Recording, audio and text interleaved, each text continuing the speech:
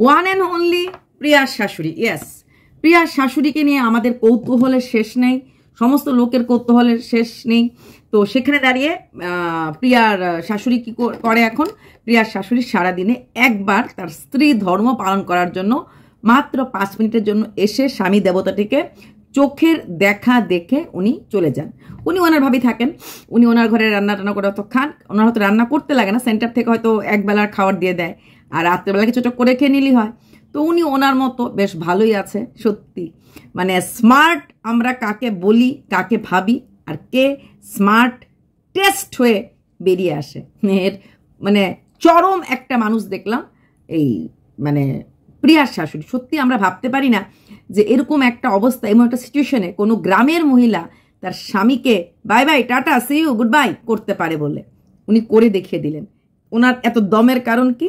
কারণ একটাই, উনি চাকুরিরতা women, economic liberty, women empowerment, তাই না?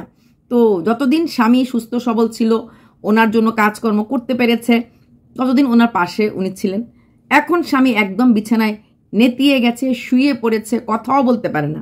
মানুষটা আগের থেকে অনেকটা ভালো, হাত টাতগুলি বেশ নাড়াতে পারে, কিন্তু হলো কথাটা তো বলতে পারে না। মানে বিছানাতে শুয়েই সব কিছু, সে খাওয়াও বিছানাতে, সেই মানে স্নান টানও ওকে ধরেই করাতে লাগে, নিজে নিজে কিছু করতে পারে না, কথাও বলতে পারে না। অ্যাটলিস্ট নিজে বসে কোনো কাজ করবো না যে হ্যাঁ টয়লেটে একা একা গেলাম, স্নানটা একা একা করলাম, একা একা একটু ভাত দিল খেয়ে নিলাম, অনেকটা উপকার হয়। তো এইগুলি করতে পারে না। দেখলাম শেপটাও অভি করিয়ে দিল, স্নান বাথরুম তো সব কিছু তো অভি করিয়ে দেয়।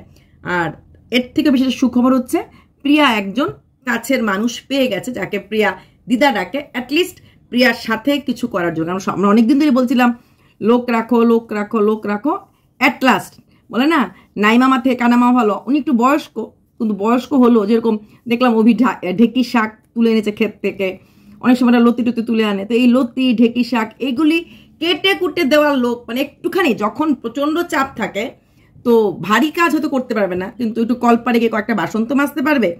তো একটু উঠোনটা যদিও দেখলাম প্রিয়াই উঠোন ঝাড়টা দিচ্ছে একদম পুরো, বা সবজি কাটে দেয়। তার থেকে বড় কথা, বাচ্চাটা যখন কাঁদে, বাচ্চাটা আরেকটু বড় হবে, একটা মাস গেলেই উল্টাতে শিখবে, তখনও কিন্তু একটা কাছে একটা লোক লাগে। হ্যাঁ, তো সেই বাচ্চাটাকে কোলে নিয়ে বাচ্চা যদি নাও কাঁদে, তো পাড়ার লোকের কাছে দিয়ে বা আশেপাশের লোকের ঘরের কাছে দিয়ে না দিয়ে নিজে একটা লোক রেখে সেই লোকটাকে বাচ্চাটাকে যদি রাখতে পারে, এটা অনেক।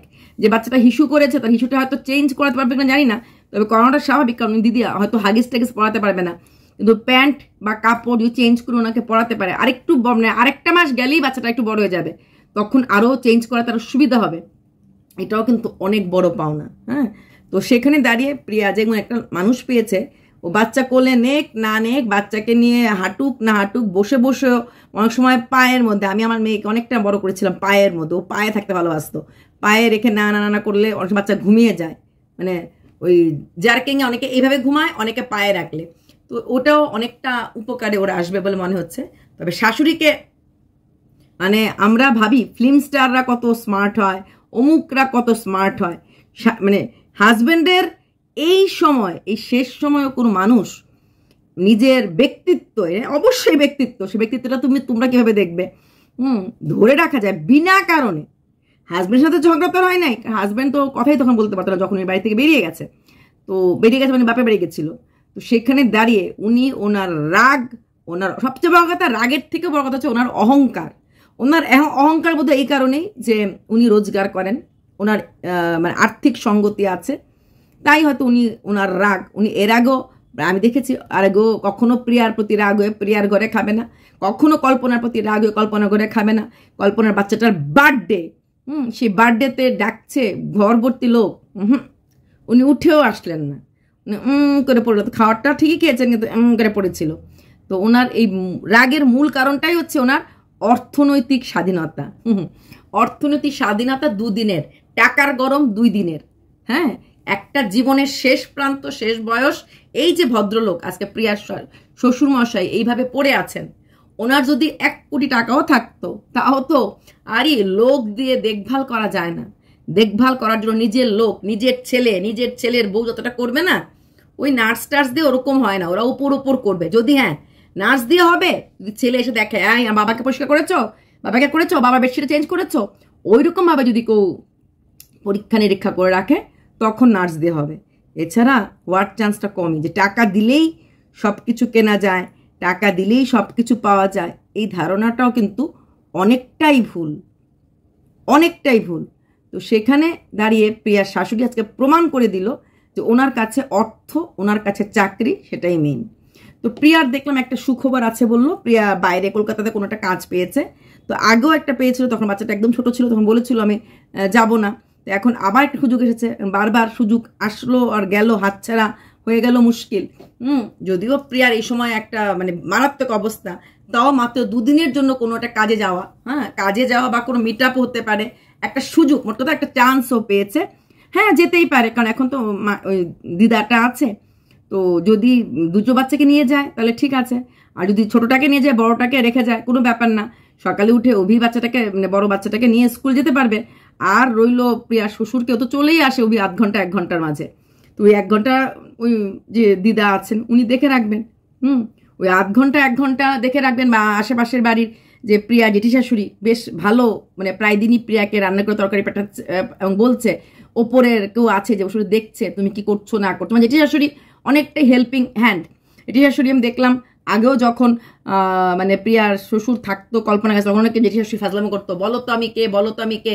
তখন নাকি বলতো হ্যাঁ আমার মনে আছে মনে আছে, তখন উনি কথা বলতে পারতেন। তো তখন মানে উনি মজা করতেন।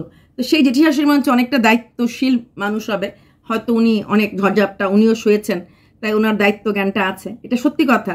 কর্মফল বলে কথা থাকে। আর প্রিয়া আজকেও দুঃখ করছিল যে ওর জীবনটা শুধু স্ট্রাগল স্ট্রাগল স্ট্রাগল। 2021-এও এরকম হয়েছিল, শ্বশুর এবং শাশুড়ি দুজনই অসুস্থ ছিল। তারপর শ্বশুর ধীরে ধীরে হয়তো সুস্থ করে শ্বশুরকে নিয়ে আসা হয়েছিল। আবার 2025 মানে সেকেন্ড চাইল্ড হলো, আবার একসঙ্গে দুজন অসুস্থ হয়ে গেল। তো বিশাল একটা কষ্টের ব্যাপার প্রিয়ার উপরে চলছে, ঝড় ঝাপটা।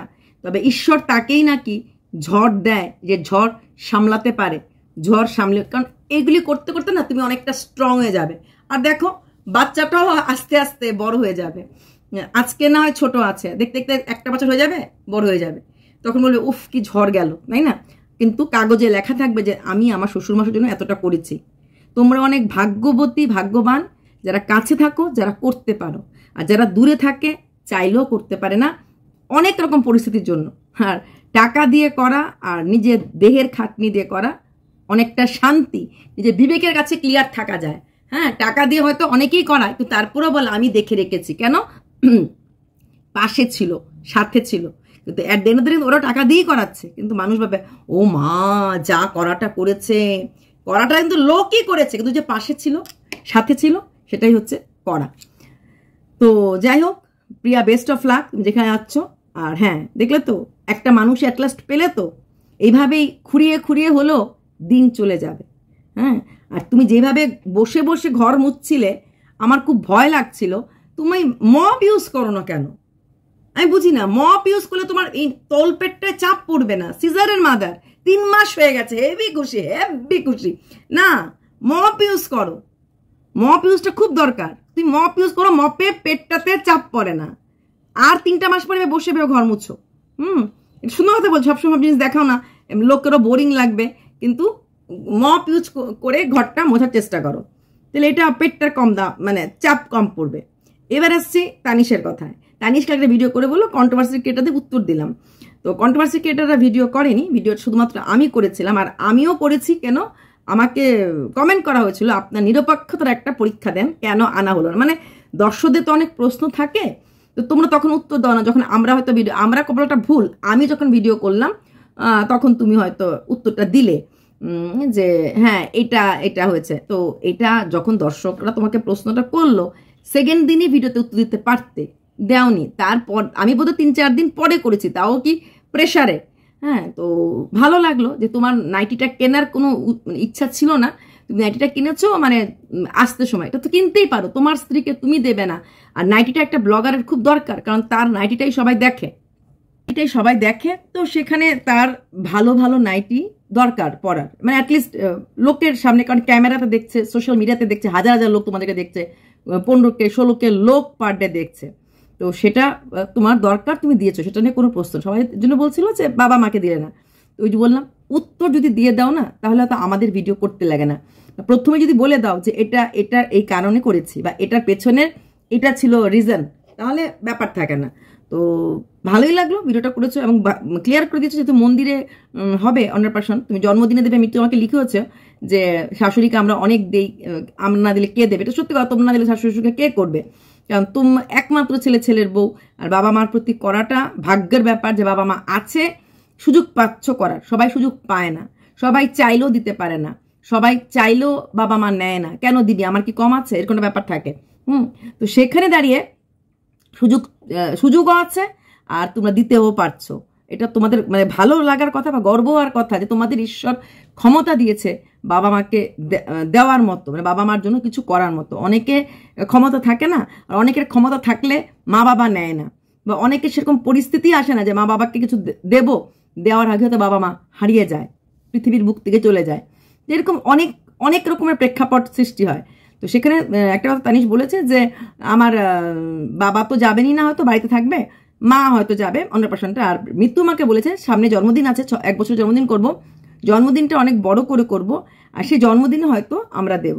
সব কিছু ঠিক আছে, জন্মদিনে দেবে বা না দেবে বা তোমাদের মা বাবা, কথাটা হচ্ছে পাবলিক যখন জানতে চেয়েছিল বলে দিল যে কথাগুলি আমাকে বলা হচ্ছে, যদি আমাকে না বলে সেটা যদি পাবলিককে বলতে, দেখো বাবা তো যাবেন না আর আমরা সামনে জন্মদিন করছি, এটা জাস্ট আসার সময় ছেলেদের জন্য কিছু স্বাভাবিক, ছোটটার জন্য কিন্তু বড়টার জন্য কিন্তু হতে পারে, হতেই পারে না। আর বাবার একটা লাগে, দরকার, প্রয়োজনীয়। আর মৃত্যুটা সাডেনলি কেনা হয়েছে, কিছু ভেবে কেনা হয়নি, সাডেনলি কেনা হয়েছে। কারণ মৃত্যু বলেছে ওর ছেঁড়াও ছিল, মানে ওর ম্যাটিগুলি ছিঁড়েও গেছে। আর তানিশ বলেছে যে হঠাৎ করে আসছিলাম, মনে হলো না দুটো কিনে নিয়ে যাই। তো এই কথাগুলি উত্তরটা আমাকে না দিয়ে এটা যদি ক্লিয়ার করে দেওয়া হতো মানে ভিউয়ার্সদেরকে, যারা প্রশ্নটা করছিল, এবং তারা ওইখানে উত্তর না পেয়ে, যেহেতু কন্ট্রোভার্সি কেটের মধ্যে একমাত্র আমিই ভিডিও করি, তাই এসে আমাকে বললো এবং আমাকে একটু ঠেস মেরে বলেছিল আপনি তো খুব নিরপেক্ষর ঝুলি মানে নিয়ে চলেন, দেখান তো নিরপেক্ষতা আপনার আছে কিনা, বা আপনার নিরপেক্ষতা আপনি বজায় রাখতে পারেন কিনা। তো সেইখানেই আমি প্রশ্নটা করলাম, যেটা হয়তো তোমরা উত্তর দিয়ে দিলে, আমার বলার কিছুই ছিল না। এবং অনেক ঘটনা যখন তোমাদের চ্যানেলে হয় বা যখন দেখি তোমরা কদিন পরে উত্তর দিয়ে দাও বা বলে দাও, বা এখানে আমার বলার কিছু নেই, তখন কিন্তু আমিও চুপ থাকি। তো ভালো লাগলো তোমার ক্ল্যারিফিকেশনটা, খুব ভালো লাগলো। আর এটাও ভালো লাগলো যে বেশ স্পষ্ট কথায় উত্তর দিয়েছ। তবে কন্ট্রোভার্সি ক্রিয়েটারদের না, কন্ট্রোভার্সি ক্রিয়েটারকে, সিঙ্গুলার, কন্ট্রোভার্সি ক্রিয়েটারকে, নট দের, ঠিক আছে? আর অ্যাকচুয়ালি কন্ট্রোভার্সি ক্রিয়েটারও না, ভিউয়ার্স। কোশ্চেনটা ছিল ভিউয়ার্সেরা যখন বলতে পারে না, মানে ওরা কমেন্টে লেখে, তারপরে সেই কমেন্টে যখন কোনো উত্তর পায় না, তখন ওরা এসে আমাদেরকে বলে আপনি একটু বলে দিন তো, আপনি একটু করে দিন তো, প্রশ্নগুলি করে। তাই সেখানে ভিউয়ার্স, কারণ ভিউয়ার্সদেরই এত কিছু জানার ইচ্ছাটা করে। আমরা হয়তো অনেক সময় অনেক জিনিস ওভারলুক করে যাই, অনেক সময় অনেক জিনিস দেখার পরও আচ্ছা এটা হয়েছে, ঠিক আছে চলো ওকে বলে আমরা হয়তো ব্যাপারটাকে অতটা গায়ে লাগাই না, কিন্তু সেটা ভিউয়ার্সরা করে না। ওরা তো আমাদের টাকা দেয়, ওরা অনেক মনোযোগ সহকারে ভিডিওগুলি দেখে, টু দ্য পয়েন্টে দেখে। আর সত্যি কথা বলতে কি, ওরা আছে বলেই তো আমরা আছি, তাই না তানিশ? তো ওদের যখন আমি যদি কথাটা এভয়েড করতে পারতাম, সেকেন্ড দিয়ে আমাকে আবার বলতো, এইবার বলতে হলে আর আপনি নিরপেক্ষ না, আপনার তো সাহসী হলো না, আপনার তো দমই হলো না প্রশ্নটা করার। তাই আমি প্রশ্নটা করেছি, আশা করি বোঝাতে পারলাম। নো ব্যাড ফিলিংস, আমি কোনো ব্যাড ওয়েতে কথা বলিনি বা কোনো ব্যাড ওয়েতে প্রশ্নটা করিনি। ভিউয়ার্সদের মনে অনেক প্রশ্ন থাকে, সেগুলি উত্তর তোমরা দাও, আমি দেখেছি তুমি দাও, বা কখনো মৃত্যু উত্তর দিয়ে দেয়। কিন্তু এই কথার উত্তরগুলি হচ্ছিল না। যে কেউ লিখেছে পয়সা নেই, কে জানি তোমার কমেন্ট বক্সে তুমি লিখে দিচ্ছ না নেই, তুমি মানে মৃত্যু মানে চ্যানেল ওনার যেই হোক, মৃত্যু বা তুমি যেই হোক, না নেই। তো ওই জিনিসগুলি হয়তো ওরা একটু খারাপ পেয়েছে। ওকে, বাই।